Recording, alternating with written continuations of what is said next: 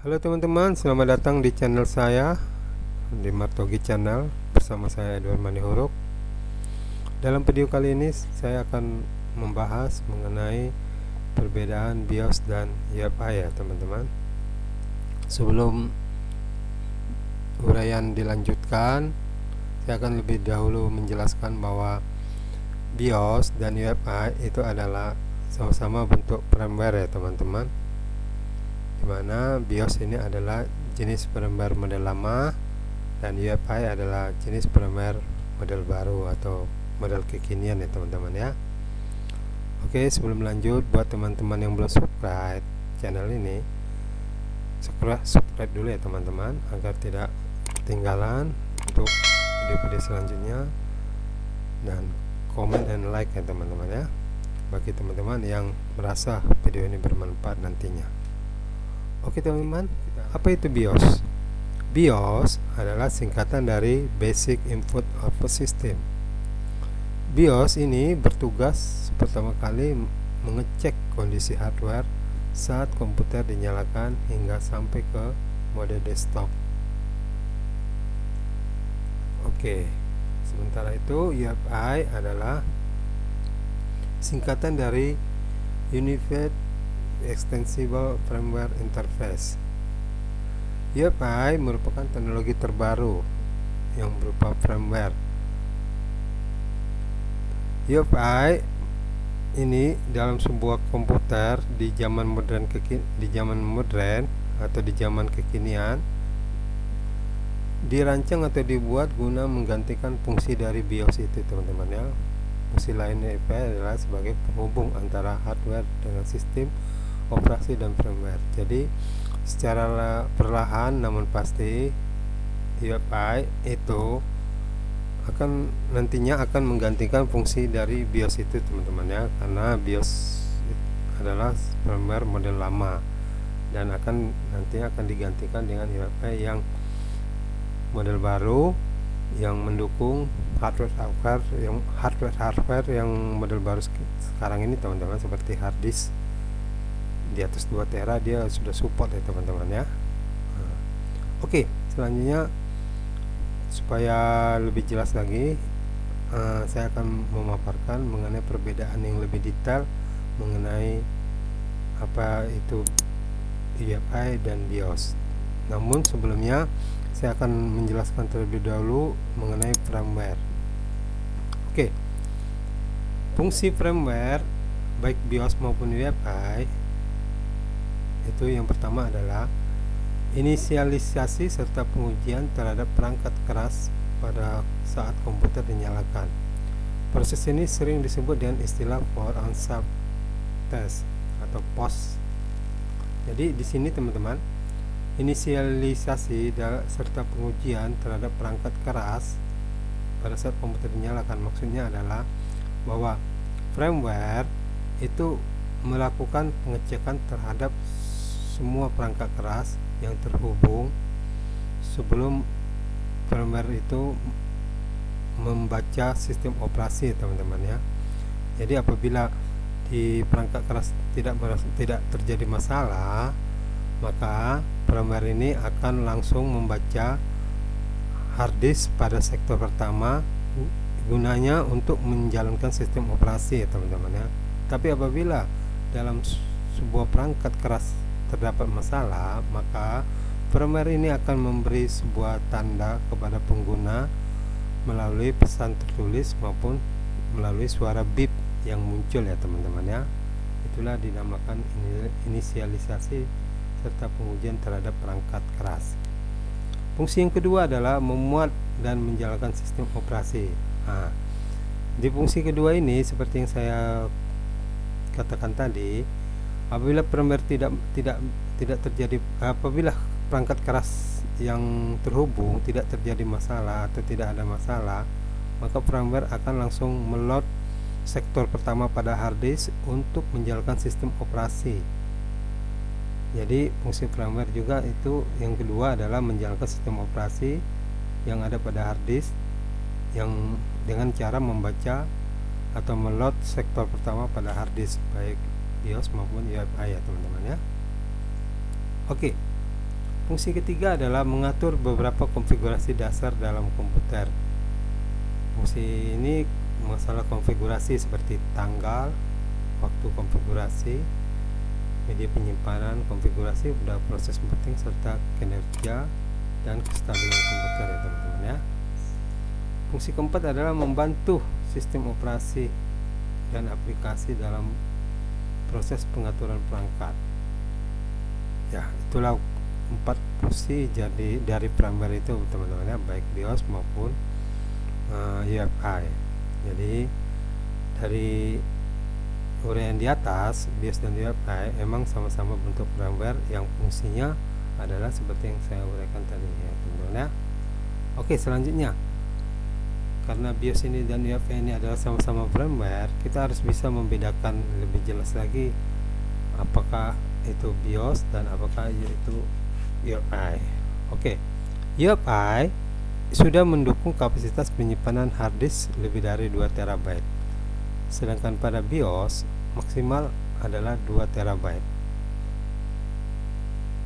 Oke, perbedaan yang kedua adalah UEFI sudah mendukung tipe partisi GPT yang diwajibkan pada saat melakukan instalasi sistem operasi terbaru khususnya Windows 10, sedangkan BIOS hanya dapat menjalankan tipe partisi MBR atau master record.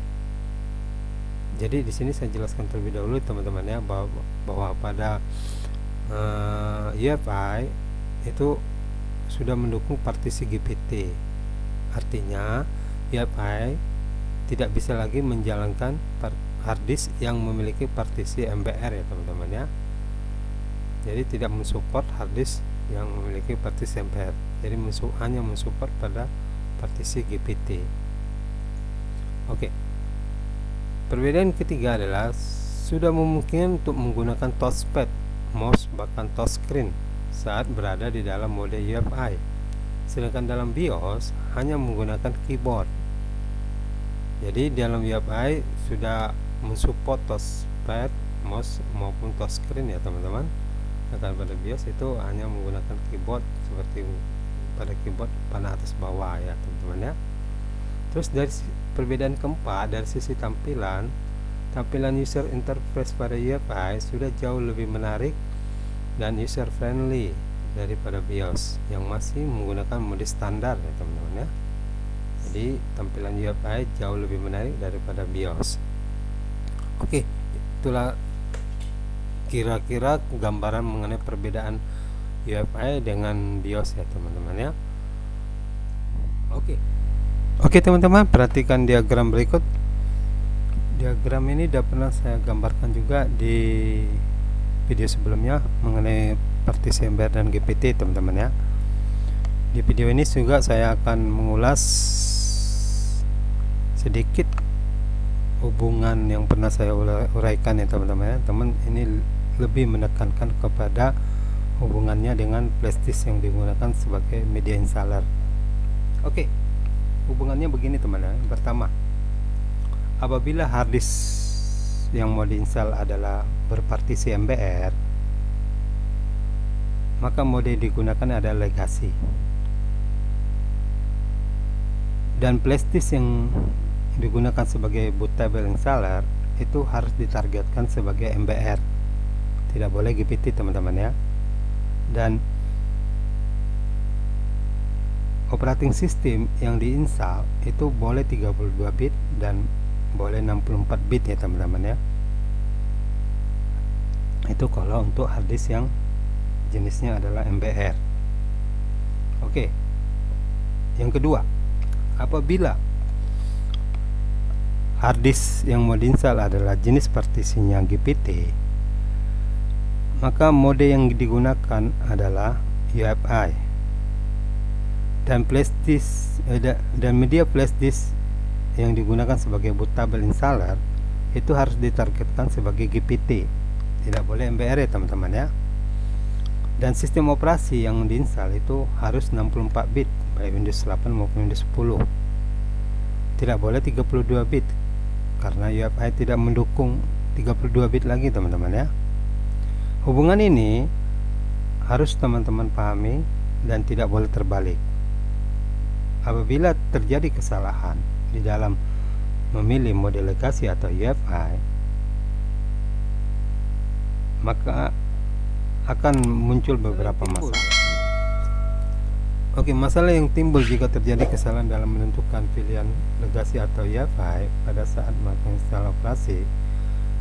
Yang pertama adalah sistem operasi bootable yang ada dalam flashdisk tidak dapat dijalankan atau di-load oleh BIOS.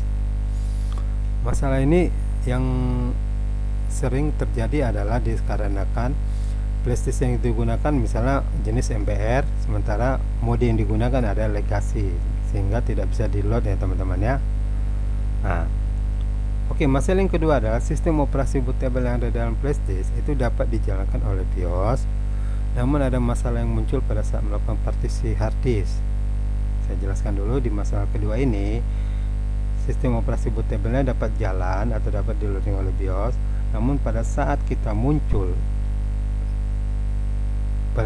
tiba maksudnya di menu pemilihan partisi hard disk yang mau diinstal, kita tidak bisa memilih jenis salah satu partisi hard disk yang mau kita install sistem operasinya teman-teman ya, karena jenis partisinya tidak aktif. Lalu di situ ada yang bisa dilakukan adalah penghapusan partisi dan pembentukan partisi ulang hard disknya. Hal ini apabila ada data penting jangan dilakukan teman-teman ya, karena itu bisa mengakibatkan kehilangan data atau lost data.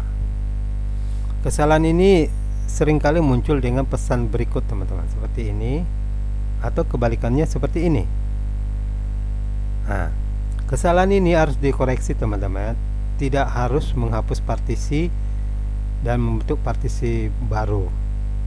Kalau menghapus dengan menghapus partisi dan membentuk partisi, memang kesalahan bisa lewat dan proses penginstalannya bisa berjalan teman-teman ya. Cuman yang menjadi masalah kalau seandainya ada data penting, itu bisa mengakibatkan kehilangan data teman-teman ya. Kesalahan ini bisa dikoreksi teman-teman ya dengan cara teman-teman mengecek. Yang pertama, amati sistem partisi hard disk MBRK atau GPTK. Terus tentukan target flash disk yang digunakan sebagai bootable, apakah MBR atau GPT. Terus tentukan operating system yang diinstal, apakah 32 bit atau 64 bit. Jadi teman-teman harus mengkaitkan solusi permasalahan, 3 solusi permasalahan ini dengan diagram yang saya tunjukkan tadi seperti ini teman-teman ya. Nah, jadi apabila harddisknya MBR, maka mode legasi dan flashdisk yang digunakan harus ditargetkan MBR. Apabila harddisknya GPT, maka mode yang digunakan UEFI, maka media flashdisk bootable sebagai installernya harus ditargetkan sebagai GPT. Nah, sistem operasinya untuk MBR 32 bit 64 bit, untuk GPT hanya 64 bit. Nah, 3 solusi ini ada kaitannya dengan diagram tadi teman-teman ya. Untuk pembuatan flash disk sebagai media installer dengan menggunakan aplikasi bootable seperti Rufus akan saya jelaskan di video selanjutnya teman-teman ya. Oke teman-teman ya, saya rasa cukup sampai di sini dulu pembahasan mengenai BIOS dan UEFI. Bagi teman-teman yang merasa video ini bermanfaat, silahkan subscribe ya teman-teman ya, agar dapat berlangganan video-video saya di kemudian hari secara gratis. Dan jangan lupa like dan komennya teman-teman ya. Oke, dari saya Edward Maniuruk, Martogi Channel.